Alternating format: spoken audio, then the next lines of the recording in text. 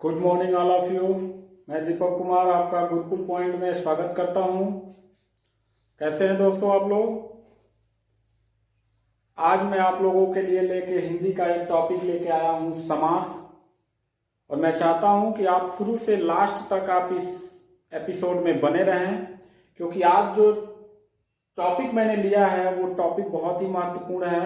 हर competition exam में और हिंदी से रिलेटेड हर एग्जाम में यहाँ से 4 से 5 क्वेश्चन हर परीक्षा में पूछे जाते हैं। और आज मैं इसको पूरा पढ़ाने के बाद आपको टेस्ट भी लेने वाला हूँ, तो आप बने रहें। बहुत ही आसान करने वाला हूँ, समास को एकदम से बिल्कुल आसान करने वाला हूँ। आप देखेंगे कि बिल्कुल जादू की तरह आपको समझ में आएगा। तो शुरू से लास्ट तक आप बने रहेंगे। और आज का टॉपिक देर न करते हुए प्रारंभ करते हैं, समास। तो पहले समास के बारे में कुछ छोटी छोटी बातों को हम जान लेते हैं कि समास होता क्या है। तो सबसे पहले हम परिभाषा जान लेते हैं कि समास किसे कहते हैं। तो समास को देखो बाबू, दो या दो से अधिक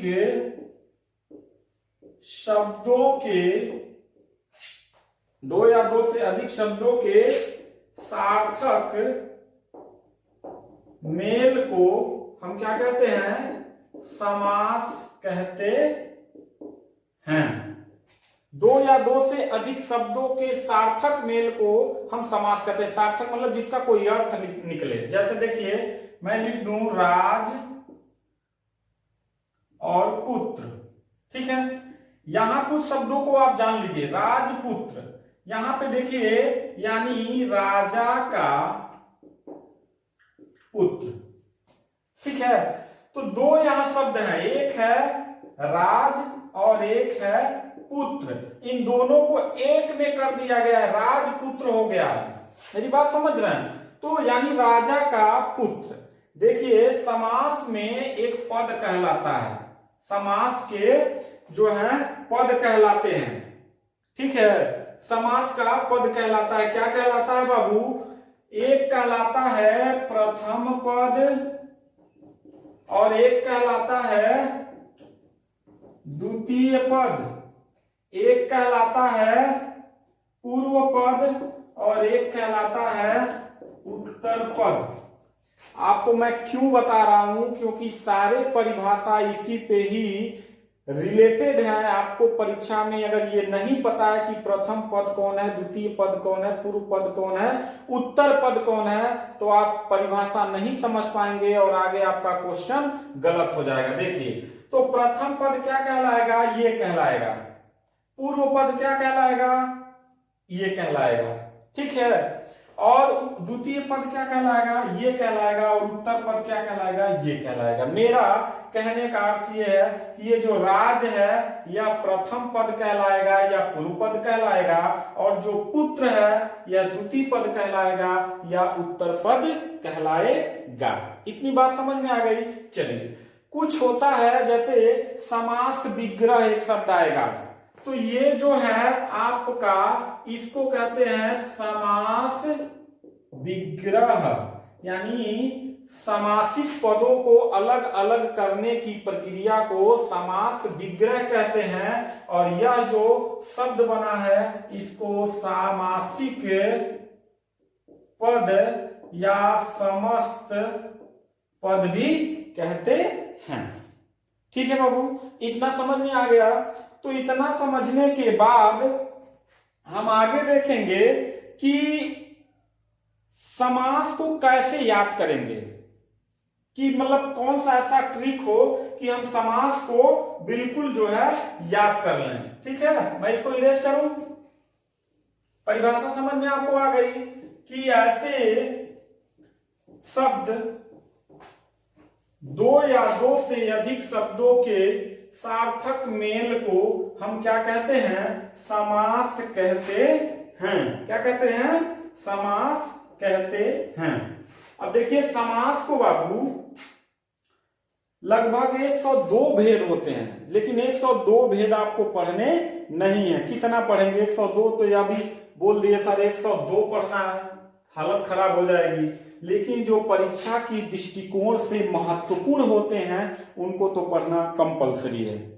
तो मुख्य रूप से 6 समास के भेद होते हैं, मुख्य मुख्य जो है उनको याद कैसे करें। देखिए मैं एक ब्लैक बोर्ड पे लिखूंगा और सारे समास आपको याद हो जाएंगे, बिल्कुल एकदम आसान। कैसे? एक ट्रिक है समास का, एक सूत्र मैं दे रहा हूं, इस सूत्र को बिल्कुल याद कर लीजिए, क्योंकि इसी सूत्र पे आपके सारे समास याद हो जाएंगे। कैसे? देखिए, आज तक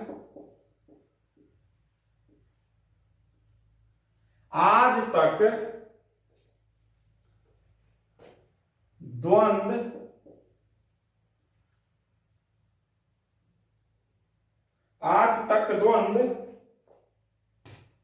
बहुत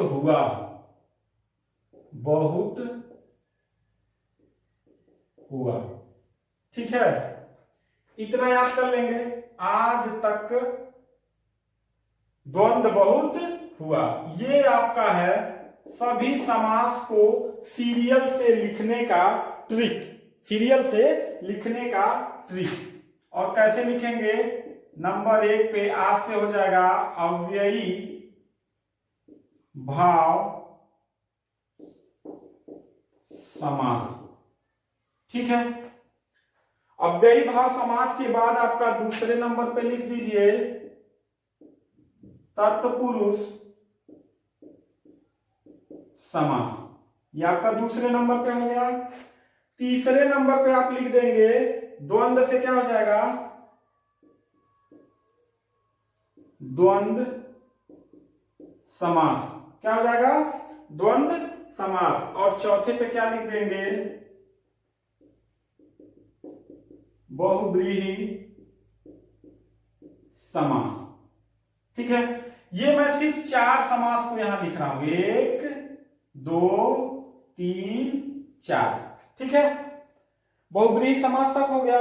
अब देखिए इसी तत्पुरुष के 2 उपभेद हैं, इस तत्पुरुष के 2 उपभेद हैं। कौन कौन से? एक द्विगु समास हो जाएगा, द्विगु समास, और एक हो जाएगा कर्मधारय समास, ठीक। इतने में ही आप सारे परिभाषा रट के याद कर लेंगे, बहुत आसान। कैसे? देखिए, आप देखेंगे बाबू कि मैंने इन 4 को लिखने के लिए ऊपर एक ट्रिक दिया है कि आज तक द्वंद्व बहुत हुआ, ठीक है। तो आज से मतलब अव्ययी भाव समास, तक से तत्पुरुष समास, द्वंद्व से द्वंद्व समास, और बहुत से बहुव्रीहि समास। अब आपको परीक्षा में प्रश्न पूछता है, कभी कभी परिभाषा लिख के दे देगा कि जिस समासिक पद का प्रथम पद प्रधान हो, द्वितीय पद प्रधान हो, ये हो वो हो, तो उसे क्या कहते हैं। तो कैसे सारा परिभाषा याद करेंगे? बहुत आसान है। कैसे? देखिए, जब यह नंबर 1 पर है तो इसको हम क्या लिखेंगे? प्रथम पद प्रधान, प्रथम पद प्रधान। प्रथम पद मतलब एग्जाम्पल यहां लिख लीजिए, जैसे राजपुत्र, जबकि ये राजपुत्र इसका नहीं है, मैं एग्जाम्पल दे रहा हूं, ये प्रथम पद है, तो यही क्या होगा? प्रधान होगा। प्रधान का मतलब होता है मुख्य शब्द, यानी दोनों शब्दों को मिलाने में जो सबसे प्रमुख शब्द है उसी को प्रधान कहते हैं, तो ये मुख्य शब्द हो गया। तो यहां पे प्रथम पद प्रधान, ये दूसरे नंबर पर है तो लिखेंगे द्वितीय पद प्रधान। समझ रहे हैं? नहीं समझ रहे तभी समझ में आ गया। जब ये दूसरे नंबर पर है तो इसका द्वितीय पद प्रधान, और इसी से ये दोनों निकले हैं तो ये भी क्या हो जाएगा?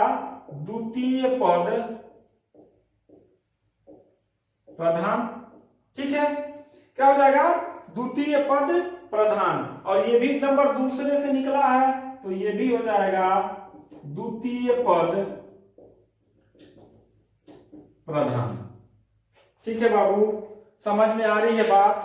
ये प्रधान क्यों कह रहे हैं अभी मैं पूरा आपको बता रहा हूं, एक एक चीजों को मैं बताऊंगा, सिस्टमेटिक बताऊंगा, बस मैं आपको परिभाषा याद कराना चाहता हूं। ये नंबर 1 पर है तो प्रथम पद प्रधान होगा समासिक पद का, ये दूसरे नंबर पर है तो द्वितीय पद प्रधान होगा, और दूसरे से ही ये निकला है तो इसके भी ये क्या होगा, द्वितीय पद प्रधान होगा, और ये भी द्वितीय पद प्रधान होगा। अब आते हैं तीसरे द्वंद्व समास पे। तो द्वंद्व समास में दोनों पद प्रधान होते हैं, दोनों पद प्रधान होते हैं, ठीक है। चलिए अब आते हैं बहुव्रीहि समास। तो बहुव्रीहि समास में गौण, गौण मतलब दोनों पद गौण, दोनों पद गौण, बल्कि दोनों मिलकर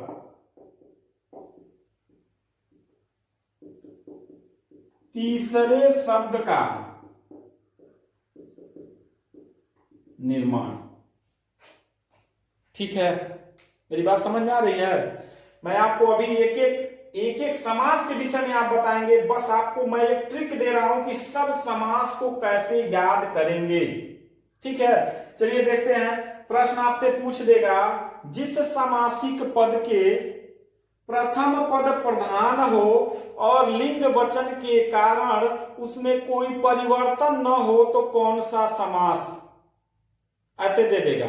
विकल्प में दे देगा 4 प्रश्न, 4 उत्तर दे देगा अव्ययी भाव समास, तत्पुरुष समास, कर्मधारय समास, द्वंद्व समास, ठीक है। तो याद रखना है कि जिस पद का प्रथम पद नंबर 1 पे, यही याद कर लीजिए, आज तक द्वंद्व बहुत हुआ, तो अव्ययी भाव समास, तत्पुरुष समास, द्वंद्व समास, बहुव्रीहि समास। तो यहां देखिए अव्ययी भाव समास में जिस समासिक पद का प्रथम पद प्रधान हो और जो किसी भी लिंग वचन के कारण अपना रूप न बदले तो उसे अव्ययी भाव समास कहते हैं, ठीक है। लिंग वचन के कारण, जैसे मैं आपसे कह दूं यहां पे मैं लिंग और एक मैं कह दूं वचन, तो लिंग में अगर मान लीजिए मैं लिख दूं लड़का, तो देखिए लड़का का लिंग बदल देंगे तो लड़की हो जाएगा, वचन बदल देंगे तो लड़का वचन हो जाएगा और लड़के बहुवचन हो जाएगा। लेकिन अगर मैं आपसे कह दूं प्रतिदिन, तो देखिए प्रतिदिन या प्रत्येक या भरपेट कभी भी लिंग वचन के कारण अपना रूप नहीं बदलता है, वही अपव्यय कहलाता है। मेरी बात समझ रहे हैं? अब देखिए इत्यादि का प्रयोग कहीं देखे हैं, इत्यादियों, भरपेट का कहीं देखे हैं, भरपेटो, भरपेटू, भरपाटा, कहीं देखे हैं? नहीं देखे हैं। आपको प्रतिदिन, प्रतिदिनों, प्रतिदिनी, प्रतिदुनु कहीं देखे हैं? तो कहने का अर्थ यह है कि जो लिंग वचन के कारण अपना रूप न बदले वही क्या कहलाएगा, अव्ययी भाव समास कहलाता है, ठीक है। तो पहले सूत्र से ये याद हो गया। चलिए दूसरा कह रहा है कि तत्पुरुष समास का क्या होता है, द्वितीय पद प्रधान होता है। तो तत्पुरुष समास को क्या, जिस समासिक पद का द्वितीय पद प्रधान हो और कर्ता और संबोधन को छोड़ के अन्य किसी कारक का चिन्ह आए तो तत्पुरुष समास। तो तत्पुरुष समास के 6 भेद होते हैं बाबू। कर्ता की विभक्ति ने को छोड़ दीजिए और संबोधन हे, अजी, अहो को छोड़ के अन्य सभी कारक चिन्हों का प्रयोग आता है। करण तत्पुरुष, संप्रदान तत्पुरुष, अपादान तत्पुरुष, ठीक है, अधिकरण तत्पुरुष। तो ये इसके अलग अलग भेद होंगे, मैं इसको भी अलग से बताऊंगा। और द्विगु समास, जिस समासिक पद का द्वितीय पद प्रधान हो और उस समासिक पद का संख्यावाची हो तो उसे द्विगु समास कहते हैं। संख्यावाची मतलब जैसे मैं कहूं पंचवटी, 5 वटों का समाहार, तो पंचवटी हो गया। कर्मधारय, जिस समासिक पद का द्वितीय पद प्रधान हो और विशेष और विशेषण से मिल के बना हो तो वो क्या कहलाता है, कर्मधारय समास कहलाता है। और यहाँ द्वंद्व समास में देखिए, जिस समासिक पद के दोनों पद प्रधान ना हो बल्कि सॉरी जिस पद के समासिक पद के दोनों पद प्रधान हो और जिनको तोड़ने में विग्रह करने में और का चिन्ह आए तो उसे क्या कहते हैं, द्वंद्व समास कहते हैं। जैसे मैं एग्जांपल के तौर पे सिर्फ यहाँ एक लिख रहा हूं, माता पिता। देखिए माता भी मुख्य शब्द है, पिता भी मुख्य शब्द है, दोनों प्रधान है और इसको तोड़ने में बीच में योजक चिन्ह आ रहा है और का चिन्ह आए तो कौन सा समास, द्वंद्व समास। चलिए चौथा बहुव्रीहि। बहुव्रीहि को मैंने लिखा है कि दोनों पद गौण हो। गौण मतलब मुख्य कोई ना हो, प्रधान कोई ना हो, बल्कि दोनों मिलके किसी तीसरे अर्थ को निकाल दें। जैसे मैं आपको कह दूं दशानन, दशानन, 10 है आनंद जिसके, अर्थात 10 है मुख जिसके, कौन, रावण। दशानन से दशानन कोई अर्थ नहीं निकल रहा है, दशानन कोई मुख्य नहीं लग रहा है, लेकिन इन दोनों को मिला देंगे तो 10 है आनंद जिसके, अर्थात रावण, जो आजकल दूरदर्शन पे आ रहा है ना रामायण, देखिए 10 मुख हैं उसके। गजानन, ठीक है। लंबोदर, लंबा है उदर जिसका। अब लंबोदर में देखिए दोनों पद, लंबोदर यहां लिख दीजिए, लंबोदर।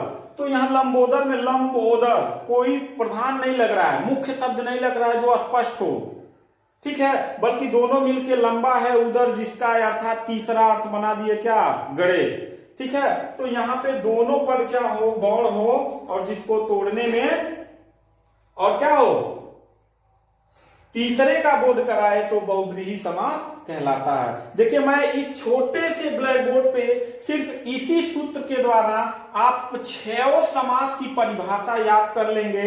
एग्जाम में कई तरीके से इसमें से प्रश्न पूछता है, एक परिभाषा लिख के दे देगा, समास पहचानना होगा, एक समासिक पद देगा, समास का नाम लिखना होगा, ठीक है। तो आपको ये अगर लेना चाहिए तो स्क्रीनशॉट इसका ले लीजिए और आगे मैं अभी आपको एक एक समास के विषय में बहुत ही व्यवस्थित ढंग से बताने वाला हूं। तो नंबर 1 जो आएगा आपका वो आएगा अव्ययी भाव समास। तो मैंने जब ट्रिक दिया था तो बताया था कि वे समासिक पद जिसका प्रथम पद प्रधान अपव्यय प्रधान हो और जो किसी लिंग वचन के कारण अपना रूप में परिवर्तन न लाए तो वो अव्ययी भाव समास कहलाता है। एग्जाम्पल के तौर पे जैसे मैं आपसे कह दूं घोड़ा, तो घोड़ा एक वचन हो गया, घोड़े बहुवचन हो गया, घोड़ी लिंग बदल गया, घोड़ियां बहुत सारी घोड़ियां वचन बदल गया, तो ये बदल जा रहा है। लेकिन ऐसे समासिक पद जो प्रथम पद प्रधान अपव्यय प्रधान हो और जो लिंग वचन के कारण अपने रूप में कोई परिवर्तन ही ना लाए तो वह क्या कहलाएगा, अव्ययी भाव समास कहलाता है। इसके बाबू 2 भेद होते हैं, एक होता है अपव्यय पद पूर्व और एक होता है नाम पद पूर्व। अर्थात इसकी पहचान कैसे करेंगे, एक पहचान होगा जो प्रथम पद उपसर्ग वाले होंगे। उपसर्ग जानते हैं ना, किसी शब्द के पहले कोई शब्द लग के उसके अर्थ में विशेषता प्रकट कर दे तो वह उपसर्ग कहलाता है। जैसे मैं लिख दूं हार, हार एक शब्द है, मैं प्र लगा दिया ये तो ये प्र उपसर्ग है, प्रहार मतलब हमला करना हो गया, ठीक है। तो उपसर्ग वाले एक होंगे और एक शब्द की आवृत्ति होगी, ठीक है, मतलब एक ही शब्द 2 बार आएंगे। जैसे मैं आपसे कह दूं कि यहां पहले अपव्यय पद पूर्व देखते हैं, ऐसे अपव्यय वाले शब्द जिसमें उपसर्ग हो, जैसे यथार्थ, यथा धन अर्थ, अर्थ के अनुसार, तो यथा क्या हो गया, उपसर्ग हो गया, ठीक है। अब यथार्थ का रूप नहीं बदलेगा, यथार्थी यथार्थो नहीं होगा, यथार्थ ही वाक्य में प्रयोग होगा। आजन्म, तो आ जो है उपसर्ग हो गया, जन्म पर्यंत, ये आजन्म भी जब भी प्रयोग होगा आजन्म ही वाक्य में होगा, इसका रूप नहीं बदलेगा। भरसक, जब भी वाक्य में प्रयोग होगा तो ये भर क्या हो जाएगा, उपसर्ग हो जाएगा। वाक्य में जब भी प्रयोग होगा तो कहीं देखे हैं भरसकी, भरसको, भरसुकु, जब भी होगा भरसक ही होगा। और भरपेट, भरपेट में भर आपका उपसर्ग हो गया, ठीक है। कहीं देखे हैं भरपेटू, भरपेटी, भरपेटा, कहीं वाक्य प्रयोग होता है, नहीं होता है ना। लिंग वचन के कारण ये अपना रूप ही नहीं बदलेगा, सीधा सीधा सा समझ लीजिए, जो लिंग वचन के कारण वाक्य में अपना रूप ही ना बदल पाए वही अपव्यय कहलाता है। और इत्यादि, ठीक है। इति, इति क्या हो जाएगा, उपसर्ग हो जाएगा। तो यहाँ पे ऐसे शब्द जो अपना रूप न बदले तो उपसर्ग वाले हो गए। और फिर आते हैं नाम पद पूर्व, जिसमें शब्द की आवृत्ति हो। कहेंगे, जैसे मैं आपसे कह दूं कि मोहन, एग्जाम्पल के तौर पे मैं कह दूं मोहन चतुर्भुज बनाता है, ठीक। और दूसरा वही वाक्य मैं लिख दूं मोहन चतुर्भुज की पूजा करता है। तो जो मैं कह दूं कि चतुर्भुज कौन सा समास दोनों में होगा, देखिए चतुर्भुज ही दोनों वाक्यों में है। मोहन चतुर्भुज बनाता है, यानी चतुर्भुज जिसकी चार भुजाएं हो बनाता है, तो कौन सा समास होगा, द्विगु समास होगा बाबू, जिसकी चार भुजाएं हो, संख्यावाची है। लेकिन मोहन चतुर्भुज की पूजा करता है, चतुर्भुज मतलब जिसकी चार हो भुजाएं, पूजा कर रहा था विष्णु, तो कौन सा समास, बहुव्रीहि समास हो जाएगा। बस थोड़ा सा अंतर समझ लीजिए यार, समास में बहुत गलती हो जाता है। जैसे नीचे मैं दिखा रहा हूं शब्द की आवृत्ति में एक एक। अब आपने देखा योजक चिन्ह मार दिए, कौन सा समास, द्वंद्व समास, क्योंकि सर तो बताए थे बीच में और का चिन्ह आ जाए, योजक चिन्ह आ जाए। तो यहां भी तो योजक चिन्ह है, तो ये तो नहीं होगा द्वंद्व समास। वही मैं एग्जांपल ये दिया हूं द्विगु समास और बहुव्रीहि समास का। एक शब्द की आवृत्ति हो रही है एकाएक, एक के बाद एक, दिनों दिन, दिनों दिन, दिन ही दिन, दिनों दिन, ठीक है। और फिर यहाँ रातों रात, रातों ही रात में, दिनों ही दिन में, शहर शहर, घड़ी घड़ी, घर घर, यहाँ शब्द की आवृत्ति हो रही है, यानी एक ही शब्द दो बार आ रहा है। तो बीच में हम क्या करते हैं, जब एक शब्द दो बार आता है बीच में योजक चिन्ह डालते हैं। इसका मतलब ये मत समझिएगा कि यह द्वंद्व समास है, द्वंद्व समास नहीं। इसके दो भेद होते हैं, एक अपव्यय पद यानी उपसर्ग वाले, और एक नाम पद पूर्व यानी कि वर्णों शब्दों की आवृत्ति वाले। दूसरा देखते हैं तत्पुरुष समास। इसका मैंने क्या बताया था बाबू, मैंने कहा था जिसके द्वितीय पद प्रधान हो, कर्ता संबोधन को छोड़ के अन्य किसी भी कारक चिन्हों का प्रयोग होता है तो तत्पुरुष समास कहलाता है। ये एग्जाम में बहुत ज्यादा पूछा जाता है, क्योंकि तत्पुरुष समास के कुल 6 भेद पाए जाते हैं, यानी एक तत्पुरुष समास में 6 प्रकार के प्रश्न पूछे जाते हैं। तो द्वितीय पद प्रधान हो और कर्ता और संबोधन को छोड़ के, जैसे कर्ता की विभक्ति क्या है, ने, और संबोधन की विभक्ति हे, अजी, अहो, ठीक है। इसको दोनों को छोड़ दीजिए और बाकी सब 8 में से 6 का कारक चिन्ह आएगा तो उसे तत्पुरुष समास कहते हैं। जैसे कर्म तत्पुरुष समास, तो विभक्ति क्या इसकी होगी, को, कर्ता ने कर्म को करण से के द्वारा संप्रदान के लिए अपादान से संबंध का के की रे अधिकरण में पर संबंध हे अजी हो, ठीक है। तो इसमें कर्ता और संबोधन को छोड़ दीजिए, बाकी इन 6 पे आ जाइए। तो कर्म तत्पुरुष को से करेंगे, चिड़ी मार, चिड़ियों को मारने वाला। जब विभक्ति का लोप करेंगे, समास विग्रह करेंगे, तो को क्या हो जाएगा, इसमें चिड़ी मार, चिड़ियों को मारने वाला, चिड़ी मार कहलाता है। तो कर्म तत्पुरुष, एक एक एग्जाम्पल मैं दे रहा हूं। करण तत्पुरुष यानी इसकी विभक्ति से और के द्वारा होगा। जब समास विग्रह करेंगे तो रातों भरी, रातों से भरी, और तुलसीकृत, तुलसी के द्वारा बनाया गया, जैसे रामचरितमानस, ठीक है। तो यहां पे हो गया। तीसरा संप्रदान तत्पुरुष, इसका विभक्ति के लिए है, रसोई घर। याद रखिएगा कि जब किसी आवास के बारे में वर्णन किया जाए, परीक्षा भवन, रसोई घर, ठीक है, जब आवास के लिए वर्णन किया जाए समझ जाए तुरंत संप्रदान तत्पुरुष समास है। के लिए रसोई घर, रसोई के लिए घर, परीक्षा भवन, परीक्षा के लिए भवन, ठीक है। चलिए चौथा आपादान तत्पुरुष समास। अपादान कब होता है, जब कोई किसी चीज से छूट जाता है, मतलब उसका गुण अलग हो जाए, इसकी चीज से जुड़ा हो। जैसे पत्ता गिर रहा है, पेड़ से पत्ता गिरा, तो वहां से विभक्ति लगाते हैं, यहाँ पृथक करने के लिए, अलग करने के लिए गुण रहित, यानी गुण से रहित। और पांचवा संबंध तत्पुरुष समास, यानी का के की, कठपुतली, काठ का पुतली, का संबंध दर्शा रहा है, संबंध तत्पुरुष समास है। और अधिकरण तत्पुरुष में अथवा पर, आप बीती, आप पर बीती, पर, ठीक है। और कठपुतल, कवि पुंगव, कवियों में श्रेष्ठ, तो यहां में विभक्ति आ जाएगा। और इस पे बाबू पर विभक्ति आ जाएगा। और आगे मैं आपको अब इन दोनों में से और समास के परिभाषाओं में से कुछ टेस्ट दे रहा हूं, और उस टेस्ट को देख के आप मतलब बताएंगे कि कितना क्वेश्चन आपने सही किया है। अगर आपको ये वीडियो अच्छा लगा हो तो चैनल को सब्सक्राइब कर दें, लाइक कर दें, और आप जरूर क्वेश्चन को हल करके आप कमेंट बॉक्स में लिखेंगे कितना क्वेश्चन आपने सही किया। Thank you.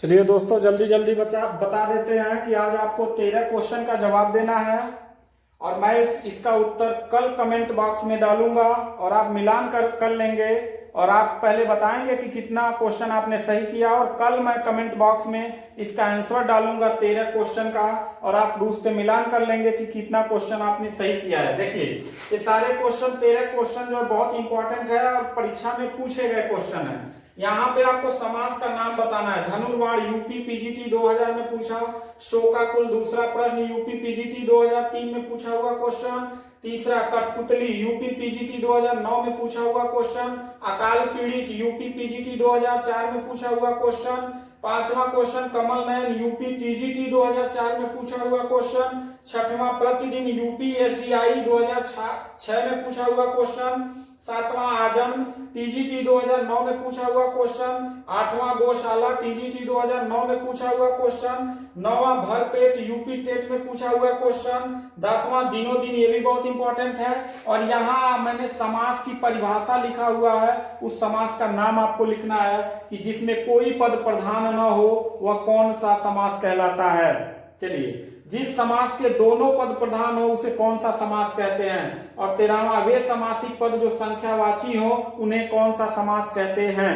इन 13 क्वेश्चन का आपको वीडियो पूरा पहले देखेंगे, देख के और लास्ट में इन क्वेश्चन का हल करके कमेंट बॉक्स में आप बताएंगे कि 13 में से कितना क्वेश्चन आपने हल किया, और मैं अगले दिन आपको कमेंट बॉक्स में इसका लिंक भेजूंगा, कॉपी पेस्ट करके आंसर सही भेजूंगा, आप मिलान करेंगे कितना क्वेश्चन आपका सही हुआ। और अगर यह वीडियो दोस्तों अच्छा लगा हो तो हमारे चैनल को शेयर करिए, सब्सक्राइब करिए, लाइक करिए। थैंक यू, धन्यवाद।